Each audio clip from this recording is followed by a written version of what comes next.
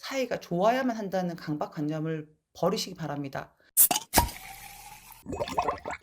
안녕하세요. 마인드 디톡스의 묻지마 캔디입니다. 오늘의 방송 제목은 외도는 끝났지만 남편이 냉랭한 이유를 알려드립니다. 입니다. 구독, 좋아요 눌러주세요. 요즘 저에게 상담 신청을 하시는 분들 중에서 남편이 상간녀와 끝난 것은 확실한데 현재 부부 사이가 그냥 대면대면하고 오히려 예전보다 더 못한 사이가 된 것 같아서 너무 속상하고 어떻게 해야 될지 모르겠다라고 말씀하시는 분들이 많으십니다. 누가 보면 남편이 바람난 게 아니라 아내분들이 바람이 나서 남편이 화가 난 것처럼 그렇게 보인다고 말씀하시거든요. 남편이 상간녀와 미쳐서 헤어지지도 않고 가출을 하고 이혼 소장이라도 보내는 상황보다는 분명히 훨씬 더 나은 상황이기는 합니다. 그런데 언제까지 이런 냉랭한 상태로 지내야 하는지, 이러다가 같이 살다가 죽는 날까지 이렇게 살아야 되는지 조바심이 생기고 불안하다라고 합니다. 대부분이 상간녀와 완벽하게 헤어지고 집으로 돌아오면 급한 불은 끈 상태이기 때문에 아내분들은 그동안 힘든 시간을 보냈던 나를 남편이 더 챙겨주고 미안해하고 사죄하고 더 사랑해주기를 바라게 됩니다. 카페에 회복을 하신 다른 분들의 글을 읽어보면 아내들이 아무리 분노 표출을 하고 난리를 쳐도 다 받아주고 선물도 사다 바치고 집안일도 도와주고 여행도 다니고 새로운 사람으로 다시 태어나서 사죄하는 마음으로 살아가는 것 같은데 왜 내 남편은 독사눈을 뜨고 오히려 내가 시키는 말에도 건성으로 또는 거의 단답형으로 대답을 하고 화가 난 사람처럼 방구석으로 들어가 버리는 걸까요? 그렇다고 구차하게 미주알, 고주알 계속 말을 걸기도 싫고 잘못은 지가 있는데 내가 먼저 기죽어 들어가는 것도 죽도록 싫기 때문에 부부 사이의 대화가 급격하게 줄어들고 남보다 못한 사이가 되어가기도 합니다. 그냥 딱 애들 엄마, 애들 아빠 이런 사이로만 지내게 되는 것입니다. 자, 그렇다면 바람났던 내 남편이 상간녀와 끝이 났는데도 불구하고 왜 나한테 제대로 사과도 안 하고 납작이도 아니고 눈치를 보는 것도 아니고 왜 쥐가 더 피해자인 척 그런 코스프레를 하는 걸까요? 그럼 오늘은 어떤 경우에 바람이 끝나고도 냉랭한 태도를 취하는지에 대해서 알아보도록 하겠습니다. 첫 번째, 억지로 상간녀와 헤어졌거나 상간녀에 대한 미련이 남은 경우. 본인은 상간녀와 끝낼 생각이 전혀 없었는데 주변 상황으로 인해 더 이상 관계를 유지할 수 없었던 경우입니다.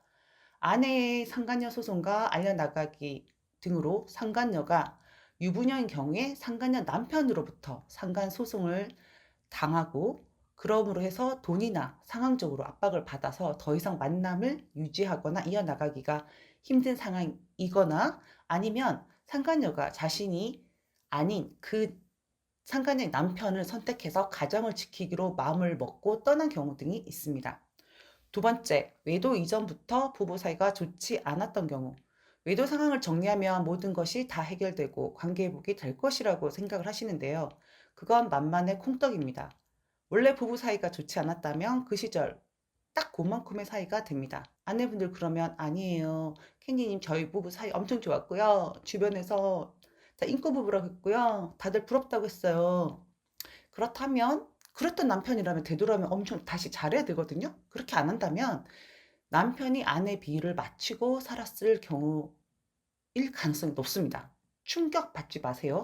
어쩌면 남편이 원래부터 아내에 대한 마음조차도 없이 그냥 부부관계를 유지해 오고 있었을 수도 있습니다. 제 생각엔 저 같아서 그렇게 말씀드리니까 너무 화내지는 마세요. 세 번째, 지 맘대로 자유롭게 살았던 경우. 운동 좋아하고 사람들과 만나서 어울리기 좋아하는 남편들은 원래 본인이 하던 것들 그대로 하면서 사실 아무런 타격 없이 살아갑니다. 사람이 쉽게 변하지 않는다는 건 다들 잘 아시죠? 상간녀랑 끝나서도 다른 대체제 혹은 다른 대체 인간들이 있기 때문에 그닥 아쉬울 것이 없습니다. 그래서 아내분한테도 그냥 대면대면하게 대하는 것입니다. 네 번째, 삐돌이 성향이거나 인간성이 바닥인 경우. 이런 경우 제법 많은데요. 삐돌이가 뭔지 아시나요? 잘 삐지는 유형을 말합니다. 별것도 아닌데 혼자 서운해하고 삐지고 그리고 입을 닫아버리고 회피하는 유형입니다. 이런 유형의 남편과 사는 아내분들은 그냥 내가 아들 한 명 더 키운다. 이런 도 닦는 마음으로 사셔야 합니다. 방구 낀 놈이 썩낸다고 삐지면 말 안 하고 동굴 파고 있고 본인 건들지 마라고 하는 인간. 그래서 옆에 있는 사람들 다 불편하고 눈치 보게 만드는 유형입니다. 그런 침묵의 시간들이 싫어서 아내분들이 풀어주다 보면 길이 들어져서 그게 당연한 줄 압니다. 아니, 웬만해야 풀어주죠. 바람 피고 돌아왔는데 이것도 아내분들이 풀어줘야 되나요? 뭘 풀어줘야 되는데요? 성질 같아서는 그냥 뒤통수를 팍 세례 삐고 싶네요, 진짜. 하지만 이런 인간들도 역시 변하지 않습니다. 이런 부류와 사는 아내분들 진짜 힘들어 하시거든요. 대부분 그냥 화병이 걸려 있습니다. 인간성이 바닥인 경우에는 죄책감이 전혀 없습니다. 본인이 잘못한 것이 없다고 생각하기 때문에 기고만장하고 더 뻣뻣하게 구는 파들인데요. 차라리 저는 삐돌의 유형이 훨씬 더 낫다라고 생각합니다. 부족하니까 아내분들이 채워주면 되잖아요. 근데 인간성 못 되쳐먹은 인간들이랑 사는 건 아내분들의 영혼을 좀먹는 게 아닌가 이런 생각을 하게 됩니다. 이상 남편이 되돌아오고도 냉랭한 이유에 대해서 4가지로 알아봤는데요. 사실 완벽하게 돌아오면 좀 널브러져 있다가 동태눈걸 하다가 다시 살아나서 다 오픈하고 미안하다고 하고 잘 챙겨주고 그게 정상입니다. 그게 루틴입니다. 하지만 그렇지 않고 이런 냉랭한 경우도 요즘에 제법 있거든요. 아내분들 뭐 회복이 꼭 남편이랑 하하호호 하면서 사이가 좋아야만 한다는 강박관념을 버리시기 바랍니다. 그러면 더할 나위 없이 좋겠지만 내가 아닌 다른 사람의 마음과 행동을 내 맘대로 바꿀 수가 없습니다. 이때는 냉랭한 남편의 눈치를 보거나 비위를 맞추려고 애쓰지 마세요. 그러면 더 기고만장해집니다. 그냥 아내분들이 건강과 행복을 챙기는 것에 집중하세요. 그리고 시간이 지나서 그 냉랭함이 사라지고 나면 부부 상담을 받아서 두 사람의 각각 성장기에 있었던 그 애착 유형이라던가 부부 갈등의 원인도 알아보시고 그걸 해결해 갈 수 있는 방법들을 찾아보시는 게 맞다고 생각합니다. 되돌아오고 나서 그들도 아프다고 했죠? 그들도 힘들다고 했죠? 보통 두세 달은 그냥 내비 두셔야 됩니다. 그리고 냉랭한 남편을 보면서 '나 정말 사랑하지 않는 거 아니야?' 하면서 너무 비참해하거나 가슴 아파하지 마세요. 그런 마음 주는 것조차도 아깝지 않습니까? 아내분들 여러분들은 죄가 없습니다. 네. 오늘 방송은 여기까지 하도록 하겠습니다. 네이버 카페에서 묻지마 캔디 마인드 디톡스로 검색을 해 주세요. 상담을 통해서 여러분들의 문제 해결에 실질적인 솔루션을 제공해 드리겠습니다. Have a sweet mind detox. 다음 방송일에 우리 또 만나요. 안녕.